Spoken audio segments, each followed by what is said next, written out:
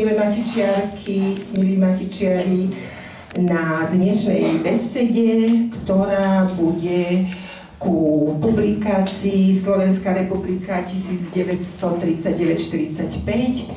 Túto publikáciu napísal pán magister Roman Michelko. Prosím, potlesk. Pán magister je absolventom Filozofickej fakulty Univerzity Komenského, odbor filozofia, história, politológia, pracoval v rôznych, teda v mediálnej oblasti počas celého svojho života a momentálne je riaditeľom vydavateľstva Slovenský spisovateľ. Určite ho všetci poznáte, veľmi často sú uverejňované jeho články v Slovenských národných novinách, vždy sú trefné na aktuálnu tému a preto som veľmi rada, že sa dotkol tejto témy, ktorá skutočne zaznieva jednak v médiách, jednak od politikov dosť rozporuplne a budem rada, keď vnesie trošku svetla do tejto oblasti, pretože skutočne tá Slovenská republika je sústavne na pranieri a myslím si, že nezaslúžene. Nech sa páči, odovzdávam vám slovo, pán. Ďakujem veľmi pekne za slovo. No som veľmi rád, že som sa tu mohol takto s vami stretnúť. Ako bolo spomenuté, okrem iného som absolvent aj histórie a snažím sa, aj keď som ako profesionálny historik výnimkou 1 roku, kedy som u profesora Marsinu pôsobil na fakulte v Trnave, ďalej profesionálne nepôsobil, ale snažil som sa nikdy nestratiť kontakt s historickou obcov, s historickou vedou a preto som vždycky písal alebo pripravoval rôzne prednášky na rôzne konferencie, semináre a podobne. A ja som sa vždycky zaoberal novšími dejinami, teda 20. storočím a osobitné oblasť môjho záujmu je teda Slovensko v rokoch 39-45, kedy sme po dlhom čase, po tisícich rokov konečne mali vlastnú štátnosť a veľmi ma vyrušovalo tie veľmi také ploché, nepresné, skresľujúce interpretácie a preto som si povedal, že je najvyšší čas povedať, ako to skutočne bolo na základe istých parametrov, na základe istých argumentov. Preto vznikli postupné 4 štúdie, ktoré sa tomuto obdobu viažú. Prvá je o tom, či máme nazývať slovenský štát, Slovenská republika, nedaj Bože, klerofašistický slovenský štát, čo som striktne a argumentačne jasne odmietol.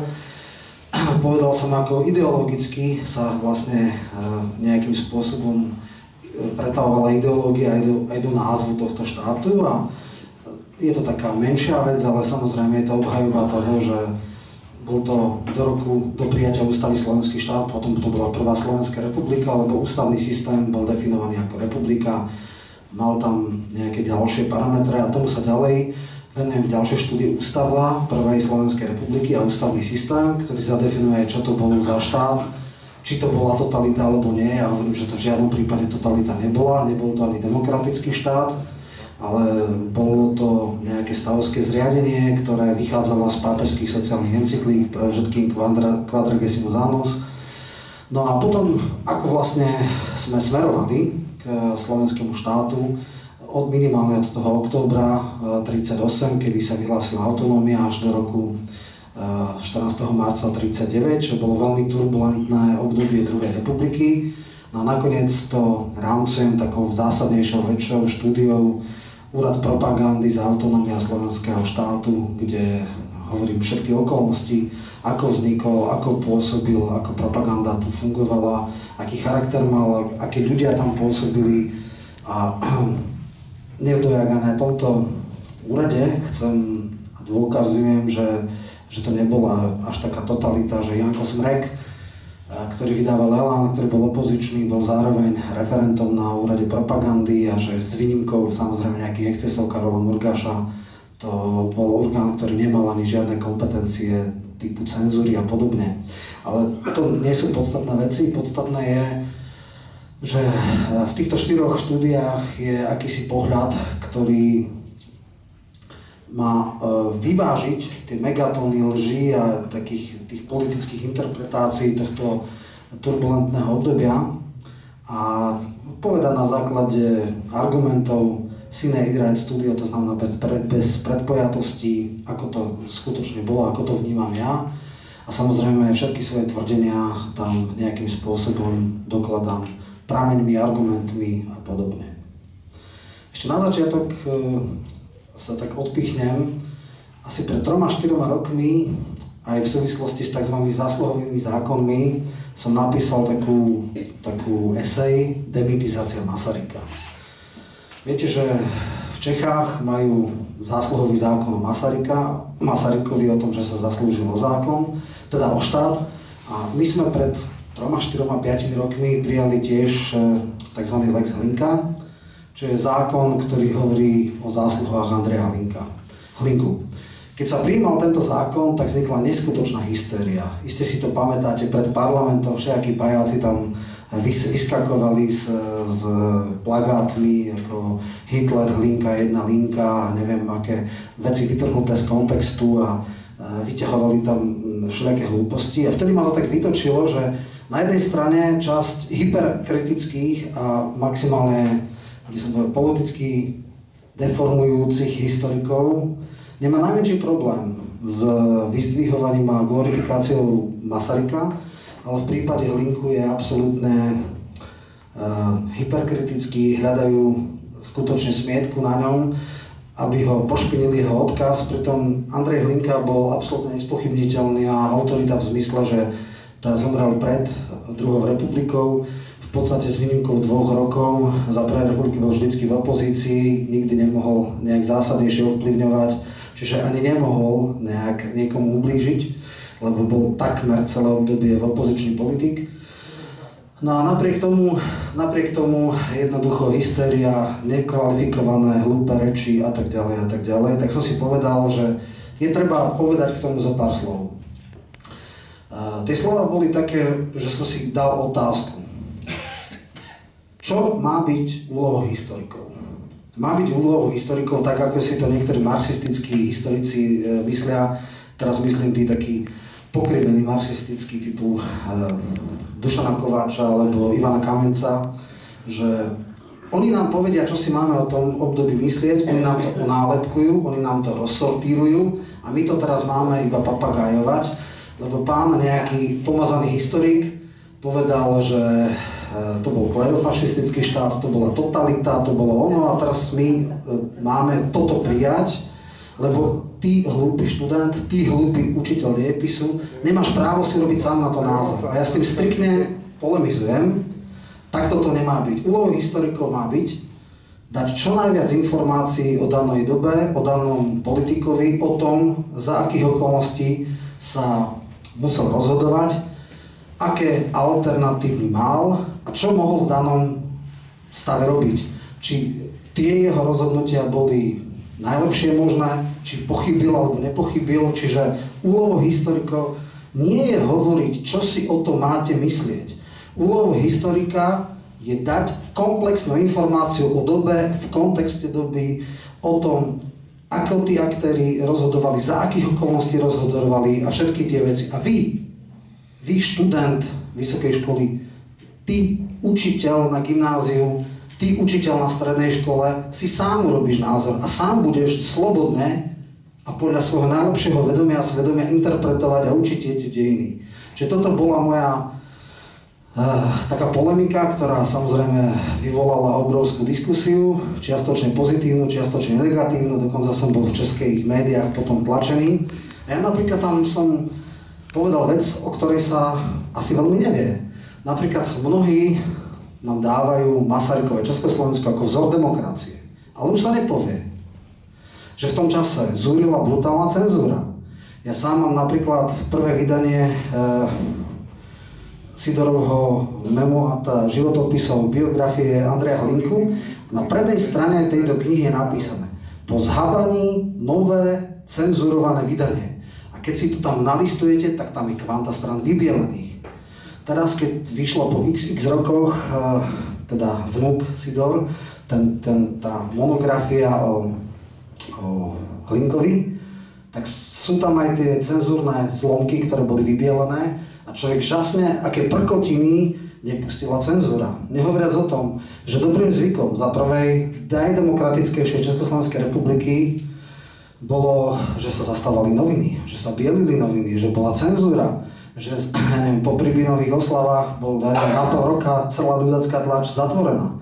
Že súdne pravoty, že jednoducho Karol Sidol, zodpovední redaktori, chodili do väzenia. Isté, neboli to gulagy, nebolo to na 5 rokov, ale bolo to na 6 týždňov, na 8 týždňov a tak ďalej. Dokonca Jozef Tiso ako tajomník biskupa Kmeďka vlastne, keď bol za súdne pravoty odsúdený do väzenia, tak vtedy si povedal pán biskup, že tak to nie je možné, aby jeho tajomník chodil do väzenia, tak mu dal faru v Bánovciach, aby teda nemusel si s ním vybavovať agendu z väzenia. Ale to je len taká pikoška.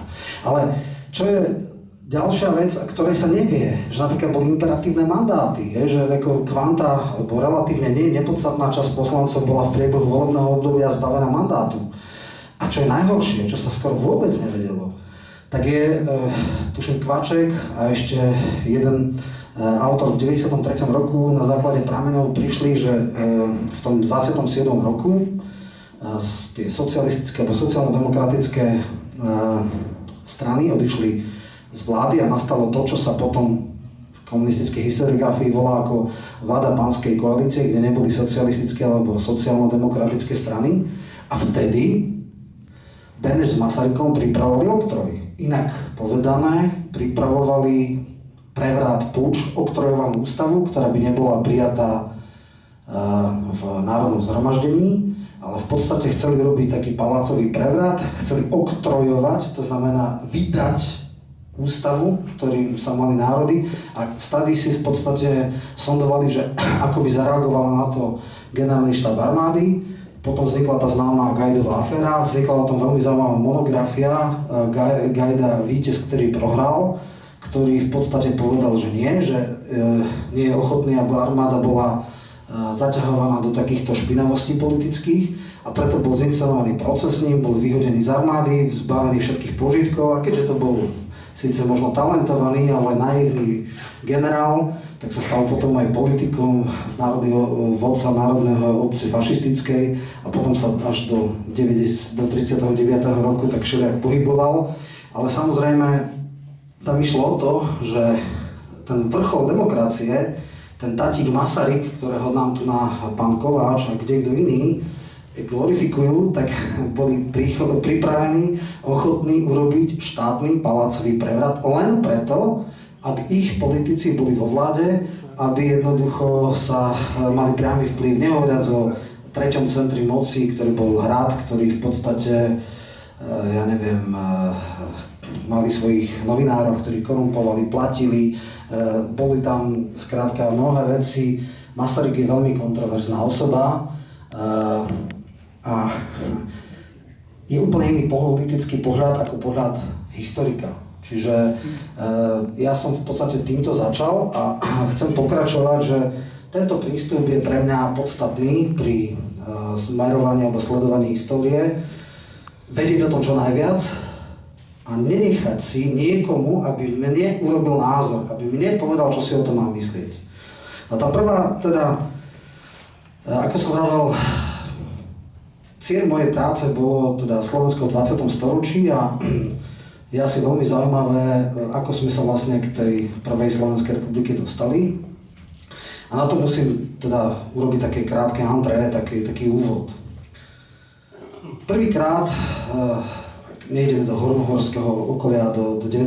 storočia, ale môžeme tak telegraficky spomenúť zo pár takých míľnikov. Tak v roku 1915 sa predstavitelia slovenských krajanských spolkov a českých krajanských spolkov v Amerike stretli a podpísali tzv. Clevelandskú dohodu. Tá Clevelandská dohoda hovorila o tom, že ak sa po vojne, prvej svetovej vojne, rozpadne Rakúsko-Uhorsko a vznikne Československý štát, tak Slováci tam budú mať teda ten štát bude federálny a Slováci budú mať plné, ak by som povedal, politické zastúpenie, budú mať vlastný snem, vlastnú vládu, všetky ostatné veci. Skrátka, bude to federácia, lebo samozrejme Slováci a Česi sú samostatné národy, mali odlišný politický vývoj, fungovali alebo dozrievali v iných politických subjektoch, pretože pred Litavskou za Litavskou malo iný právny systém, množstvo iných vecí a vlastne po období dualizmu to bola len nejaká taká voľná personálna únia, dalo by sa povedať, že to Rakúsko-Uhorsko po vyrovnaní bolo skôr konfederácia ako nejaký štát, ako my dneska boli dokonca iné uniformy, mali železničiari a podobne, čiže mali tam možno spoločnú zahraničnú politiku, mali tam spoločnú menu a nejaké personálna únia, to znamená spoločného panovníka. No, to sa samozrejme ďalej vyvíjalo a z hľadiska celého medzivojnového obdobia mal úplne kľúčový význam Pittsburghská dohoda.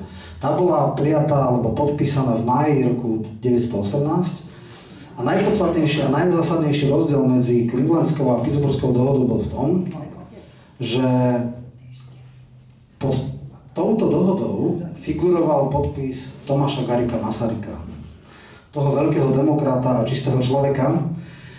A vlastne celé obdobie od roku 18 do roku 38 jeden z zásadných prameňov, alebo v podstate na čo sa odvolávali, bol práve Masarykov podpis pod Pittsburghskou dohodou. Druhý takýto prameň bol tzv. Tajná klauzula pod Martinskou deklaráciou. Ako viete, 28. októbra sa v podstate vyhlásila Československo, aj prijalo sa, Andráši prijal to Wilsonové memorandum, kde bolo aj právo na sebaurčenie, ale vtedy ešte nebola televízia ani rozhlas a bolo vojnové obdobie, čiže tie komunikácie neboli bohviaké a vlastne v tom 30. októbra v Martine, kde sa slovenskí národovci stretli, tak oni netušili, že vlastne čo sa stalo ešte v Prahe, až tuším večer prišiel z Viedne rýchlikom Hodža a ten povedal, lebo ten už tie informácie mal, ale v podstate nezávisle od toho sa predstavitelia slovenskej politickej elity prihlásili k vzniku Československa s tým, že vtedy tam zaznel ten známy Hlinkov výrok: tisícročné manželstvo s Maďarmi sa nepodarilo, musíme sa rozísť. Samozrejme, potom na druhý deň, predtým než sa čakalo na vlaky, tak ešte sedeli a tam sa prijala alebo dohodla tzv. Tajná klauzula k Martinskej deklarácii, ktorá hovorila, že tento status quo alebo toto platí, tá Martinská deklarácia, alebo inak pridanie sa Slovenska k Československu na 10 rokov, dokiaľ vznikne slovenská inteligencia, dokiaľ budeme mať dosť kádrov na to, aby sme si riadili svoj štát. A potom sa musia všetky tieto kvalita spolužitia alebo ústavnoprávne dohodnúť na novo. To sa potom stalo takou veľkou rozbuškou, keď vzniklo Vacuum Juris, ale k tomu sa ešte vrátim. No, samozrejme, že po vzniku Československa bola Versajská mierová konferencia a Hlinka vedel o tom, že tu bola nejaká Pittsburghská dohoda. A potom preto s Jehličkom sa vybrali sa do Versailles. Chceli tam nejakým spôsobom presadiť, aby Československo nebol unitárny štát, ale aby to bol štát minimálne zabezpečujúci autonómiu pre Slovensko, vlastnú vládu, vlastnú snem, tak ako to bolo dohodnuté v tom Pittsburghu a tak ako to podpísal Tomáš Garrigue Masaryk, ktorý bol v tom čase už prezidentom. Samozrejme, že Hlinka nebol všetkými masťami mazaný diplomat, ako bol Beneš, ktorý dlhé roky prežil v exile a leštil kľúčky v všelijakých politických salónoch. A aj keď Jehlička bol profesor ústavného práva a bývalý poslanec Uhorského snemu, tiež bol to Maďar, ona kontroverzná osoba, skrátka nemali šancu to presadiť a v podstate dokonca nemal ani pás, išiel na poľský pás do toho Paríža. A skončilo tak, že keď sa vrátil, tak Jehlička pochopil, že nič dobré ich nečaká, tak ani nešiel už naspäť na Slovensko, ale išiel do Budapešti. No a Hlinka sa vrátil, okamžite bol internovaný do Mírova iba za to, že žiadal to, čo bolo podpísané, čiže bol zrušený alebo vlastne zobrali mu poslanecký mandát v Národnom zhromaždení a teda vyzeralo to z nej veľmi zle. Tam potom v 91. roku vyšli aj zápisky z Mírova, možno niektorí to máte, čiže keď bol v tom väzení alebo v tej internácii, tak nelenil a písal pre ďalšie generácie vlastne ako obhajobu a všetky tie veci, čo sa stali. No potom, samozrejme, HSS, celé to obdobie tých 20 rokov malo ako základný problém rovnoprávne postavenie Slovenska v rámci Československa. Trikrát za toto obdobie na pôde Pražského snemu predložili návrh ústavného zákona o autonómii, ktorý samozrejme vždy bol zmetený zo stola. Tuším v roku 22 alebo 20 Vojtech Tuka ako bývalý profesor ústavného práva dal koncept alebo dával návrh tzv. Československej zväzovej republiky, čo bol veľmi taký voľný koncept, v podstate veľmi podobný konfederácii. Tuším, že vyšiel aj v Slováku, neviem, či aj v Prameňoch je daný, ale čítal som to v 90. roku, bol to veľmi zaujímavý. Vtedy to bolo znova vec, ktorá, viete, sa stala aktuálnou. A vtedy sme teda tak akože povedali, že okoľko on prebehol dobu, že v tom 90. roku by takýto koncept Zväzovej republiky bol celkom zaujímavý. Potom tuším v 30. roku Lábaj predložil návrh zákona, potom ešte v 38., ale prvýkrát to bolo ešte zamietnuté. Teraz vákuum juris. V roku 1928 Vojtech Tuka napísal taký zásadný článok Vákuum juris, čo sa dá preložiť ako bezprávny stav, alebo stav, ktorý už ako nemá žiadne právne opodstatnenie, v ktorom práve poukázal na tajnú klauzulu k Martinskej deklarácii a povedal, že po 28.10. alebo po 30.10.28 je existencia Československa bezprávna, pretože nie je nová dohoda a dohoda o tom, že sa Slovensko pripája k Československu je v podstate na 10 rokov. Samozrejme, to, čo nasledovalo potom, bolo hon na bosorky, bol okamžite zatknutý, bol monster proces, bol odsúdený na 15 rokov. Teraz, aby som samozrejme bol objektívny, Tuka bol kontroverzná osoba. Tuka neskôr sa ukázalo, že hral na dve strany, že pravdepodobne bol agent v Budapešti a pravdepodobne to obvinenie z špionáže pre Budapešť nebolo celkom na vode. Každopádne v prvej Československej republike bolo absolútne nevídané, aby za politické delikty bol niekto odsúdený na 15 rokov. Nehovoriac o tom, že teda to bol v tom čase už aj poslanec a podobne. Takže viacerí potom ľudia z toho jeho procesu boli pre nedostatok dôkazov, napríklad aj Šanemach oslobodený, ale malo to byť také memento, že nešparajte sa do tohto, lebo zle skončíte. V 32. roku nastala jedna zásadná vec. Slovensko boli veľmi tak konfesionálne rozdelené. Už z 19. storočia to tak fungovalo, že boli tu evanjelici, boli katolíci a nevedeli sa nejak veľmi dohodnúť. Tie reminiscencie tu ešte boli, ale tam nastalo také silné politické zjednocujúce gesto, kedy predstaviteľ evanjelickej Slovenskej národnej strany Martin Rázus a Andrej Hlinka ako predstaviteľ katolického politického spektra spísali dohodu, tzv. Zvolenskú dohodu, ktorá vlastne bola o tom, že pôjdu v roku 1935 do volieb ako spoluautonomistický blok a že konečne po XX storočiach prekonajú to konfesionálne rozdelenie slovenskej spoločnosti a na pôde alebo na programe autonómie sa dohodnú evanjelici a katolíci. No takto v podstate išlo, po tom 35. roku išli spoločne do volieb, Hlinka, teda Rázus sa stal poslancom teda v Národnom zhromaždení v rámci autonomistického bloku. Na boje o autonómiu boli stále, kto si čítal z vás memoáre Karola Sidora, tak vidí, že každú chvíľu boli rokovania, či pôjdu, či nepôjdu. SLS v roku 27 až 29 bola v koalícii a skončilo to zle. Ľudia im neuverili, nedosiahli svoj projekt autonómie a odmietali vstúpiť do koalície ak by tam nebola cena za to poskytnutie autonómie. No, Hodža sa všelijak vykrúcal a keď sa už aj Hodža bol ochotný nejakým spôsobom dohodnúť, tak do toho vstúpil Beneš a tento stopol. A tak to išlo v podstate až do tej Mníchovskej konferencie v septembri roku 1938, kedy jednoducho celá tá benešovská politika zlyhala, skrachovala tej jednostrannej orientácii na západných spojencov, Angličanov a Francúzov. No a Česko prišlo o Sudety a samozrejme potom neskôr Slovensko o juh Slovenska, to bola viedenská arbitráž a samozrejme severné časti Javorina a časť Spišu o Poľsko. A v tom čase Beneš urobil takú nejakú vtipnú, to vždycky hovorím, sebareflexii v tom zmysle, že celý jeho koncept politiky zlyhal. No on potom utiekol, mal jeden taký veľký rozhlasový prejav a tam sa snažil upokojovať slovenských občanov a potom tí karikaturisti alebo komentátori hovorili, lebo on povedal, že nebojte sa, mám plán.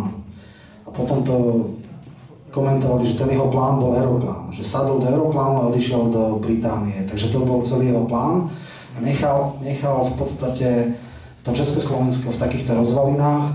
Vznikla Syrového úradnícka vláda, teda vláda armádneho generála Syrového. No a 5. októbra sa v Žiline, v katolíckom dome, stretlo rozšírené predsedníctvo HSLS a zároveň predstavitelia všetkých nemarxistických strán na Slovensku, to znamená agrárnici, národní demokrati, národní socialisti, lidovci a tak ďalej. Tam vznikla taká zaujímavá vec. Celá tá, vytiesnili tam iba komunistov a sociálnych demokratov a celá tá v podstate politická scéna, celí tí politici, ktorí 20 rokov boli tvrdí Čechoslovakisti, zrazu, keď sa to lámalo a keď videlo, že takto ďalej Slováci nebudú fungovať a jednoducho, keď padol Beneš, tak povedali, že OK, dávame sa na jednu lajnu a všetci sa postavíme za projekt autonómie. No skončilo to nakoniec tak, že Jozef Tiso ako podpredseda HSLS, lebo vieme, že v auguste 1938 zomrel Andrej Hlinka a na úctu k tomuto výraznému veľkému človeku rok bola pozícia predsedu HSLS neobsadená, takže boli iba dvaja podpredsedovia, tak vyhlásil autonómiu slovenskej krajiny, ktorá bola potom ex post prijatá. Tam sa potom ukázalo, že československá vláda v podstate si uvedomila, že je oslabená a zničená a že ďalej dlhodobo ostentatívne ignorovať požiadavky slovenskej strany nie je možné a v podstate ex post túto autonómiu akceptovala. Potom sa začali robiť samozrejme rokovania o prijatí ústavného zákona, ktorý nakoniec prešiel národným zhromaždením a autonómia po 20 rokoch sa stala skutočnosťou. Je také frustrujúce a viete, také niečo ako Mojžiš, ktorý 40 rokov išiel po púšti a v podstate sa nedostal do tej vysnenej krajiny, tak Andrej Hlinka 20 rokov bojoval za autonómiu a tesne pred jej dosiahnutím zomrel, takže je to také frustrujúce, že sa mu to nepodarilo, ale jeho blízkym spolupracovníkom a žiakom sa to podarilo. Samozrejme, to, že sme dosiahli autonómiu, malo aj niektoré negatívne veci v tom zmysle, že to, že sme ju dosiahli, spôsobila veľmi komplikovaná medzinárodná situácia. Nie len Nemci si dali nárokovali Sudety, ale aj Maďari sa ozvali a začalo sa tu potom vyjednávať už 8. októbra o otrhnutí juhu, alebo teda to, čo sa neskôr nazvalo po 2.